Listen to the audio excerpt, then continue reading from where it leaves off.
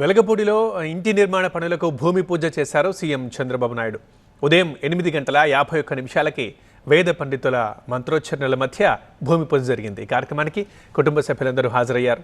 5 ఎకరాల స్థలంలో చంద్రబాబు నివాసంతో పాటు పక్కనే కాన్ఫరెన్స్ హాల్, పార్కింగ్ ఏరియా ఉంటాయి. సచివాలయం వెనక E9 రహదారి పక్కన 1455 చదరపు గజాల విస్తీర్ణంలో G+1 మోడల్లో ఇంటి నిర్మాణం రూపుదిద్దుకోబోతోంది. ఏడాదిలోపు పనులు పూర్తి చేయడంతో పాటు గృహప్రవేశం కూడా చేసేయాలని భావిస్తున్నారు. అమరావతిలో సీఎం చంద్రబాబు ఇల్లు నిర్మించుకోవడం ఆనందంగా ఉందంటున్నారు రైతులు. అమరావతి ఇకపై వేగంగా అభివృద్ధి చెందుతుందని ఆశాభావం వ్యక్తం చేశారు. వెలగపూడి నివాసిగా, అమరావతి రైతుగా చాలా సంతోషంగా, గర్వంగా ఉందండి బాబు గారు ఇక్కడ ఇల్లు కట్టుకోవటం. ఎందుకంటే బాబు గారు శంకుస్థాపన చేయడంతో అమరావతి అభివృద్ధి చెందుతుంది, ఆంధ్రప్రదేశ్కు పునాది రాయి పడుతుందండి.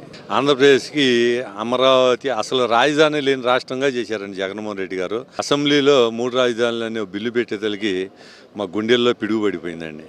కూటమి ప్రభుత్వం వచ్చిన తర్వాత, అఖండ మెజార్టీ వచ్చిన తర్వాత అమరావతి పరుగులు పెడుతుందండి. బాబు గారు ఇక్కడ సొంతంగా ఇల్లు కట్టుకోవటం మా అందరికీ కూడా చాలా ఆనందంగా ఉంది.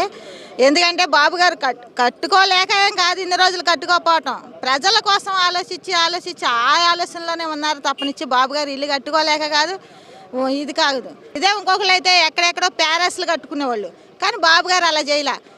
సొంతంగా ఇక్కడ భూమి కొనుక్కొని, అమరావతి రైతుల దగ్గర భూమి కొనుక్కొని ఆ భూముల్లోనే ప్రజల దగ్గర ఉండాలన్న ఆలోచనతో బాబు గారు ఈరోజు ఇక్కడ ఇల్లు కట్టుకుంటాం చాలా సంతోషంగా ఉంది.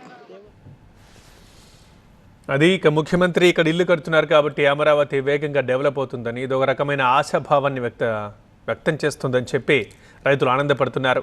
ఉదయం 8:51 పండితుల వేద మంత్రోచ్చరణల మధ్య భూమి పూజ జరిగింది. ఈ కార్యక్రమానికి సీఎం కుటుంబ సభ్యులందరూ హాజరయ్యారు.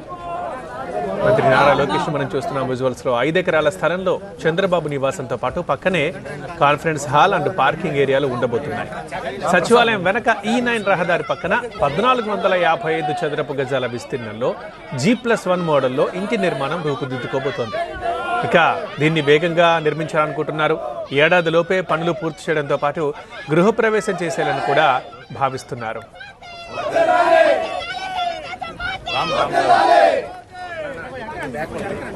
జై అమరావతి.